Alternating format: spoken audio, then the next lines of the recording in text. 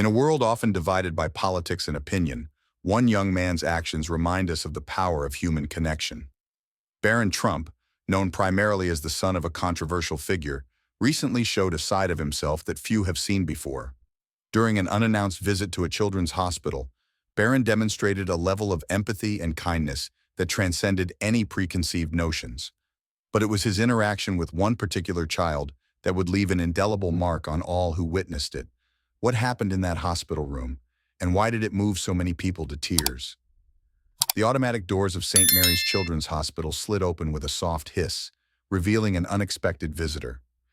Barron Trump, tall and slightly nervous, stepped into the bustling lobby. His heart raced as he glanced around, wondering if he had made a mistake coming here alone. The reception area fell silent, all eyes turning to the young man in jeans and a simple sweater. A nurse at the front desk did a double take, her clipboard clattering to the floor. The sound echoed through the suddenly quiet space, making Barron's stomach tighten. He took a deep breath, reminding himself why he was here.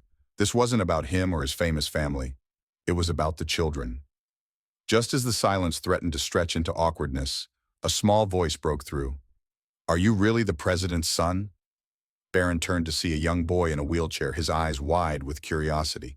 Without hesitation, Barron knelt down, meeting the child's gaze. "I am," he said with a warm smile. "But right now I'm just here to meet some amazing kids. What's your name?" The boy's face lit up. "I'm Tommy. Do you like superheroes?" Barron's eyes twinkled. "Are you kidding? I love them. Who's your favorite?" As Tommy launched into an enthusiastic explanation of why Spider-Man was the coolest, the tension in the lobby melted away. Laughter echoed through the space, replacing the earlier stunned silence. Parents and staff members exchanged surprised glances, their expressions softening as they watched the genuine interaction. A smiling nurse approached, clipboard back in hand. "Mr. Trump, we're ready for you in the children's ward if you'd like to follow me." Barron stood, giving Tommy a gentle fist bump. "It was great meeting you, Tommy. Maybe we can talk more about Spidey later." The boy nodded eagerly, waving as Barron followed the nurse. As they walked through the corridors, Barron's initial nervousness faded. He had prepared for this visit, filling a backpack with small gifts and games, but now he realized that the most important thing he could offer was simply his presence and attention. They passed rooms filled with beeping machines and worried parents. Barron's heart ached for these families facing unimaginable challenges.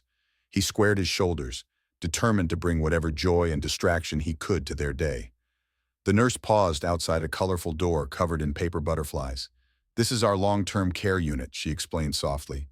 "Some of these children have been here for months. Your visit means more than you know." Barron nodded, swallowing the lump in his throat. As the door swung open, he was greeted by a chorus of excited voices. Children in various stages of treatment looked up from books and tablets, their faces lighting up at the sight of a visitor. For the next few hours, Barron moved from bed to bed, immersing himself in their world. He played video games with a boy recovering from surgery, his competitive spirit bringing out peals of laughter. He read stories to a little girl too weak to hold the book herself, doing silly voices that made her giggle despite her fatigue. With each interaction, Barron felt something shift inside him. The weight of his family name, the constant scrutiny of the public eye, it all fell away. Here, in this place of both heartbreak and hope, he was simply a young man connecting with children who needed a friend. As laughter echoed through the children's ward, Barron Trump felt a surge of warmth in his chest.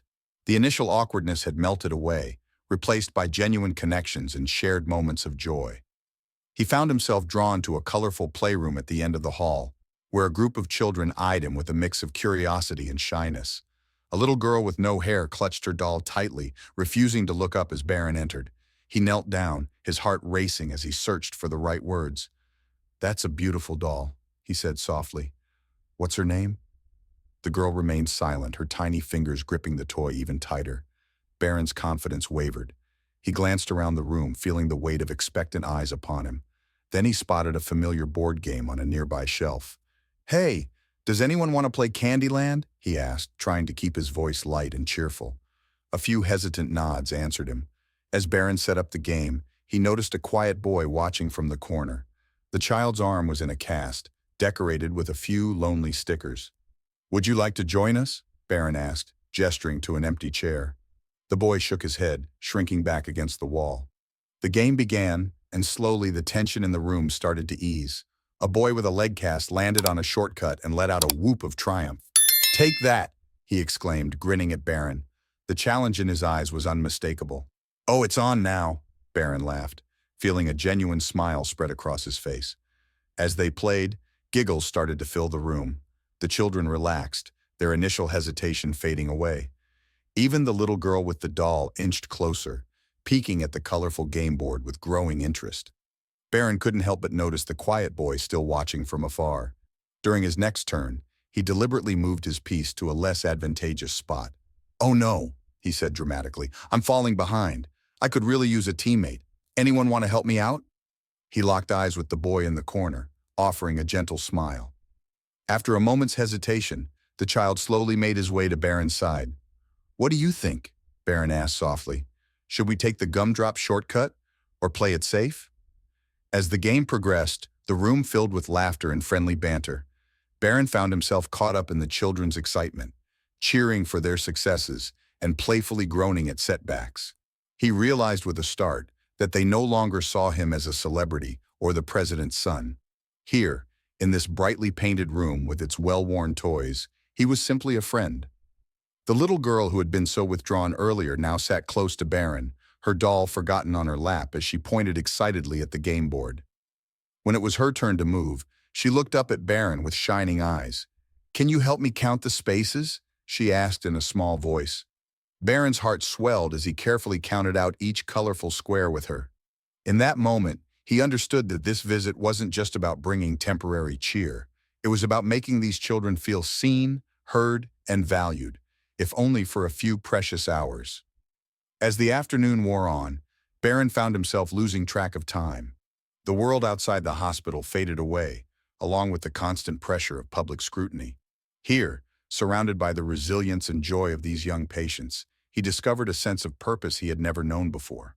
As the sun began to dip below the horizon, casting long shadows across the hospital corridors, Barron Trump felt a profound shift within himself.